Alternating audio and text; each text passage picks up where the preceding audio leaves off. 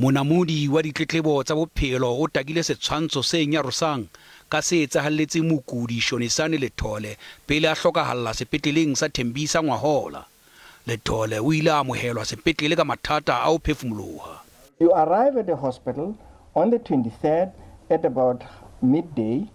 You don't see a doctor until the 26th at about 9 o'clock, and you have severe COVID infection. So by that time, because his kidney functions had not been attended to, in fact, they didn't even know that, the doctors that were looking after him. They didn't assess his chest x-rays, they have never seen them.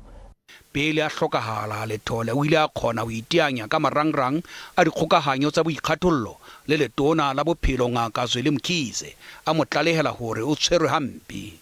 Mr. Lethole was not offered food at Tembisa Hospital for 100 hours and 54 minutes. Ba lelapa la mofu ba re ba sa thefuleile maikutlo ka lefu la Shonisane.